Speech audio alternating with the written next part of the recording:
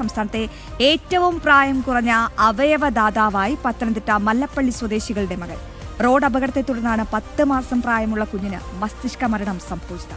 ശസ്ത്രക്രിയയ്ക്ക് ശേഷം അല്പസമയത്തിനകം കൊച്ചി അമൃത ആശുപത്രിയിൽ നിന്ന് ആംബുലൻസിൽ നിന്ന് തിരുവനന്തപുരത്തേക്ക് പുറപ്പെടും. കുഞ്ഞിന്റെ 2 വൃക്കകൾ തിരുവനന്തപുരം SIT ആശുപത്രിയിലെ പീഡിയാട്രിക് നെഫ്രോളജി വാർഡിൽ ചികിത്സയിലുള്ള കുട്ടിക്ക് നൽകും.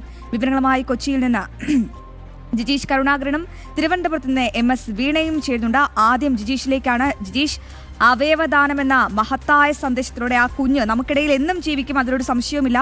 എങ്കിലും എപ്പോഴാകും, ഏതൊക്കെ അവയവങ്ങൾ ഏതൊക്കെ ആശുപത്രികളിലാകും എത്തിക്കുക, ആർക്കൊക്കെ ആകും അത് പുതുജീവനേകുക? ജിജീഷ്.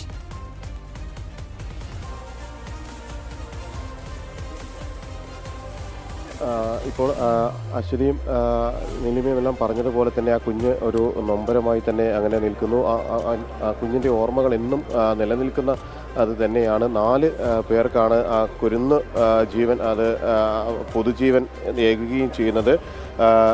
ഈ നിലവിൽ കേസോട്ടോ വഴി അവയവദാന പ്രക്രിയകൾ ഏകോപിപ്പിച്ചു. അത് ഹൃദയവാൽവ് തിരുവനന്തപുരം ശ്രീചിത്ര ഇൻസ്റ്റിറ്റ്യൂട്ടിലേക്കും കരൾ തിരുവനന്തപുരം കിംസ് ആശുപത്രിയിലേക്കും കിഡ്നി തിരുവനന്തപുരം മെഡിക്കൽ കോളേജിലേക്കുമാണ് എത്തിക്കുന്നത്. കൂടാതെ കുട്ടിയുടെ കണ്ണുകൾ നേത്ര ബാങ്കിന് കൈമാറുകയും ചെയ്യും. കടുത്ത വേദനകൾക്കിടയിൽ തന്നെയാണ് കുടുംബം അത്തരമൊരു തീരുമാനമെടുത്തിരുന്നത്. ഏറ്റവും പ്രായം കുറഞ്ഞ ഒരു അവയവദാതാവ്, നമുക്കറിയാം മറ്റു പല അപകടങ്ങളിലും ജീവൻ നഷ്ടമായ ആളുകൾ അവരുടെ അവയവങ്ങൾ ദാനം ചെയ്യുന്നതെല്ലാം തന്നെ നിരവധി തവണ നമ്മൾ കണ്ടിരുന്നു. എന്നാൽ ഒരു കുഞ്ഞ്, ഈ 10 മാസം പ്രായം മാത്രമുള്ള കുഞ്ഞ് ഇത്തരത്തിൽ ദാനം നൽകുന്നു. ആ കുഞ്ഞിൻ്റെ അവയവങ്ങളിലൂടെ 4 പേർക്ക് പുതുജീവൻ ഏൽക്കുന്നു എന്നത് തന്നെയാണ് ഇവിടെ ഏറ്റവും പ്രധാനമെന്ന് പറയുന്നത്. കഴിഞ്ഞ ദിവസം നടന്ന വാഹനാപകടത്തിലാണ് കുഞ്ഞ് മസ്തിഷ്ക മരണം സംഭവിച്ചത്. കുഞ്ഞിന് മാതാവിനും ഒപ്പം തന്നെ കുഞ്ഞിൻ്റെ അമ്മയ്ക്കും രക്ഷകർത്താക്കൾക്കും ഒപ്പം തന്നെ കാറിൽ പോവുകയായിരുന്നു. MC റോഡിൽ വെച്ച് വാഹനാപകടമുണ്ടായി. ഫെബ്രുവരി 5-നായിരുന്നു ഈ ഒരു അപകടമുണ്ടാകുന്നത്. ബോർമ കവലയിലുണ്ടായിരുന്ന അപകടത്തിൽ ഗുരുതരമായി പരിക്കേറ്റ കുഞ്ഞിനെ ആദ്യം ചങ്ങനാശ്ശേരിയിലും പിന്നീട് തിരുവല്ലയിലുള്ള ആശുപത്രിയിലും എല്ലാം എത്തിച്ചു.